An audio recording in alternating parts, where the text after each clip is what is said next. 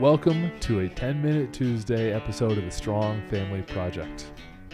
Welcome back to the Strong Family Project podcast, where we guide you on the path to raising confident, independent, and resilient children in a strong family environment. Today's 10-minute episode is going to be all about gifting. It is the holiday season, but it doesn't have to apply to just holidays. It could be birthday gifts. It could be informal gifts.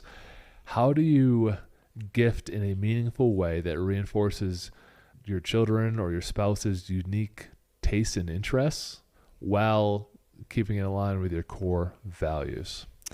I love this question because I love gifting. I love looking for gifts for people, and I love watching them open them. And I try to make them as meaningful as I can. Some of our strategies this year, one of the big one that I just ordered, is our kids each did a rite of passage this summer. And it was a really big deal. But as we know, when you go through a big deal or something have a really big win at work or something really exciting, your kid's sports team just went to state, whatever, after a little while, the luster kind of just goes away. You forget the importance of that event. So our goal, which we actually set at our last 90-day meeting, the goal for me was to find a way to commemorate that so they can always be reminded. So what I did was I took some pictures from each of those experiences, and I made a collage on a canvas. And it's not expensive, and we'll be giving them to them at Christmas, but then we can hang them up downstairs. So every day when they go into this particular room, they can see the pictures and be reminded of what they accomplished, because sometimes it's really easy to forget. So is there a way you can gift something as a commemoration of something important that happened to that particular person or your family during the previous year? That's a great way of doing it, is to solidify those memories of how you wanted to live in the last year. I like to give in ways that are associated with our family core values. So if you haven't set your family core values and are new to the show, listen to episode 1 or visit us at strongfamilyproject.com and download the steps of the path and work on your family core values.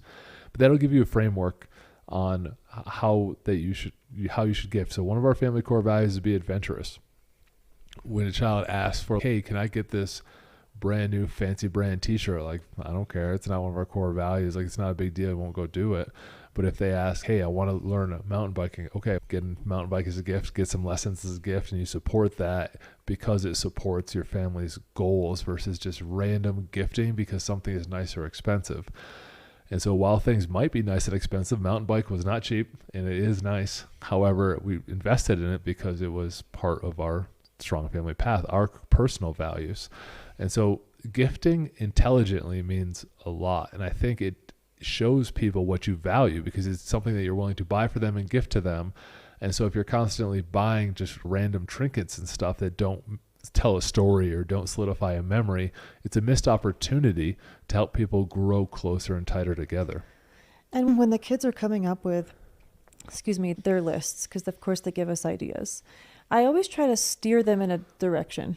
So like you said, if they're asking for a really expensive pair of shoes, I ask a couple questions. Like you said, how does that align with the values? Is that something that's even going to last very long? Because your feet grow. So I try to sometimes poignantly ask questions to them of things that would point them in the direction of one of our values. And another one of ours is wanting to be together. Sometimes gifting is giving an experience. Like this year for Logan's 14th birthday, which is in a couple weeks. That's crazy. Instead of giving him a physical thing, I think we're going to take them. Oh my gosh. What's when you drive? I have no idea. This is a complete surprise to me. First I'm hearing of it, so I'm excited to hear, and you forgot. No, I didn't forget. I just can't think of the stupid word. It's like a little track and you drive. That would be called go-karts. Yes, thank you. Oh my gosh. Anyway, I feel like I do this every other podcast where I can't think of a word. We want to maybe take him go-karting. So instead of giving him a physical gift, we want to give him an experience to remember and have fun and go out and be together. And I think that is exciting. And it is natural for people to like different things and value different types of gifts. So you have to meet the person where they're at. But if you have an opportunity with your kids to teach them these things, it's extremely valuable. So you can give of your treasure, buy them something. You can give something of your time, invest in them, or you can give something of your talents, something that you know that you can help support them in. So those are the 3 categories you can gift in. And part of the gifting experience is understanding that time and talents is a piece of the puzzle, not just your treasure, not just giving money, which you can get them things, you can get them toys and stuff to play with. That I'm not saying don't do that, but the bigger things should be aligned with your core values, and it could be something that's not a normally thought gift.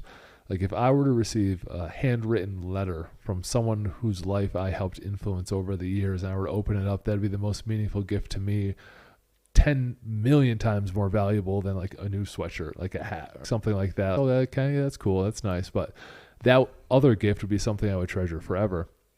I was listening to a podcast, Cam Haynes had Andrew Huberman on, and their conversation at the very end of the podcast was very powerful in that Andrew gave Cam one of the best compliments I had ever heard, which is, for my experience with you today, my life will be forever changed.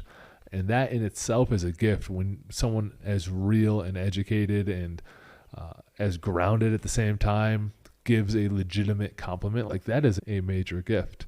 And so don't devalue that connection. I would much rather have the example of that letter that I mentioned in 10 years from now than I would any other trinket or a dinner gift certificate or anything like that. I think sometimes we do superficial gifts to check a box and avoid the emotional connection or relationship, and we protect ourselves in that way. But gifts are a great opportunity to put yourself out there, do something unique that is impactful versus just expensive.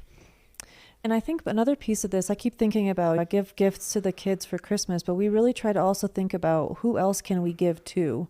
So we can be a gift to somebody else if you have a neighbor who is struggling or someone who needs a little bit more during the holiday season. Like we fill out those, Samaritan's Purse does the Operation Christmas Child, and the kids go with my mother-in-law and pick out gifts to fill this, and they watch a video about who this might go to, where are these kids who aren't as fortunate as we are.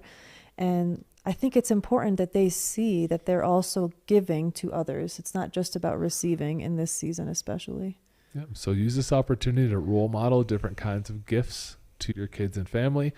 Last year's gift I gave the kids was I spent all year writing them a book, and I gave them a copy of the book. The book wasn't expensive technically to print, but it was pouring out my heart over the course of a year to create that book called A Letter from Dad, which is 365 tips, one every day, that they can read and learn something about how I thought in life. I invested so much time into that, and I know some friends who have done the same thing this year after seeing that and are now going to gift it to their kids.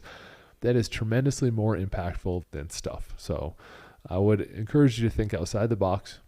Use gifts to create a attachment to your family's values or an impactful memory for the person that you're giving it to. Yeah, we need to restart that book again and keep going. It's so good. This would be a good time to do that at Christmas time. Thank you for listening to another episode of the Strong Family Project podcast. You can get the Strong Family Path, all the steps, for free at strongfamilyproject.com. And if you are looking for a gift for a parent in your life, go visit Amazon, look up the Strong Family Guidebook. Our book just came out. We made it under $10 so we can get it in as many parents' hands as possible. It is a little bit of our story, and then the second half of it's all actionable items to help set up your year to be the most successful ever with your family. Again, that's Strong Family Guidebook, and it's available right on Amazon. Talk to you on the next episode.